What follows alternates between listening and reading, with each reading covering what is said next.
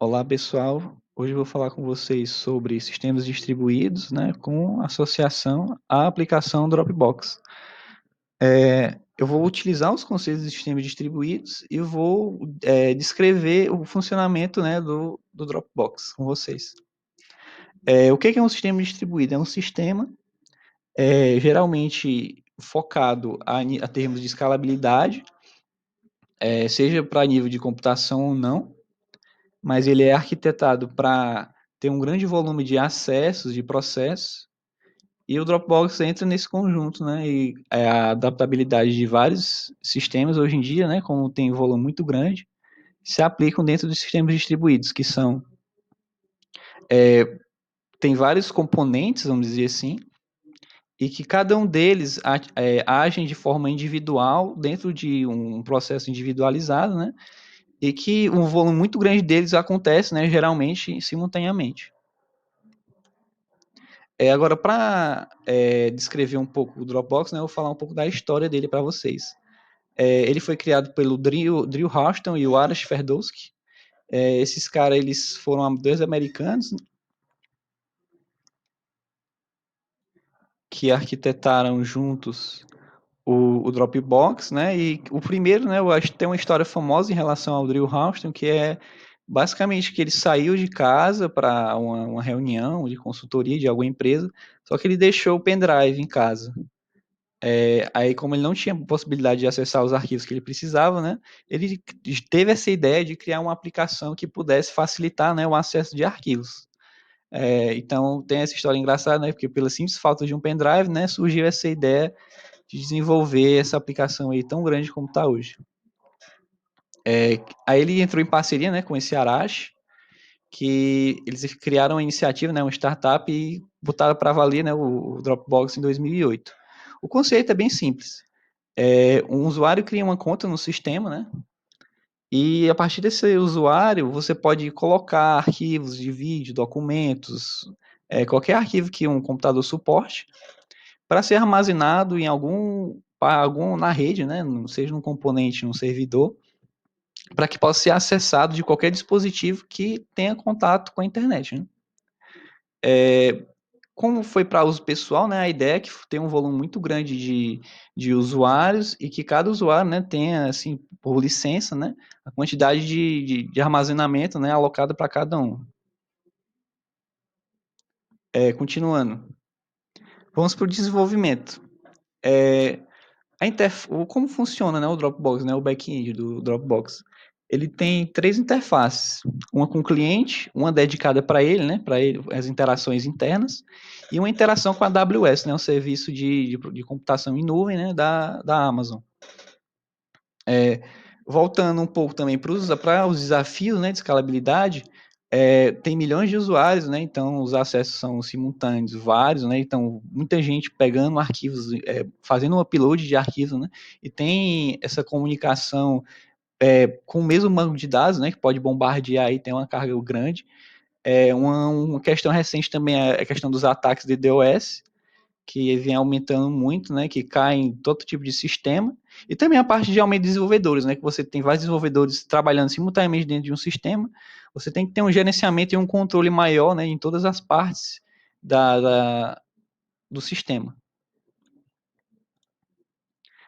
Voltando a falar da estrutura, né, do Dropbox, ele tem essa topologia, certo? Esses LBs aí são blocos de dados em que eles são individualizados para o cliente, e que quando ele manda para o Dropbox, o que ele faz? Ele cria um código, um token, né, vamos dizer assim, em relação ao arquivo, ele faz um chaveamento, né, em relação a esse dado, e o armazena no AWS, né, onde fica armazenado para poder ser decriptado, né, quando o usuário tiver a necessidade dele. Pronto, aí o que é esse processamento aí que estava aparecendo para vocês? É o de leitura que o cliente faz dentro do Dropbox, ou seja, quando ele entra no Dropbox, ele aparece os arquivos relacionados a ele, né? Ele aparece uma listagem de pacotes em que ele é relacionado com esse metaserver aí, que ele vai puxar a codificação, né, relacionada a esse arquivo para esse cliente. Aí, no caso, né, se ele quiser baixar ou interagir com esse arquivo, ele entra em contato também com a estrutura do AWS, em que ele recebe esse token, que ele é providenciado pelo metaserver, e a partir dele, ele puxa do AWS o arquivo, isso por granularidade de pacotes, né? São vários pacotes que são divididos e juntados, né, dentro do processamento para depois ser enviado para o cliente. Em relação aos desafios de escalabilidade, um detalhe em relação à estrutura do Dropbox é que ele foi desenvolvido em Python. Python ele tem um problema chamado que ele tem um registro global de registros. Vamos dizer assim, qual é o problema disso? Que se tu for fazer uma chamada muito grande de processos, né, de conexões, tu tem que criar um registro global entre elas, simultaneamente. Ou seja, isso acaba criando um volume muito grande de registro, né, de logs, que a gente chama, por execução. Isso acaba gerando a necessidade de introduzir uma outra linguagem de programação, né, que no caso é a linguagem Go que eles adotaram.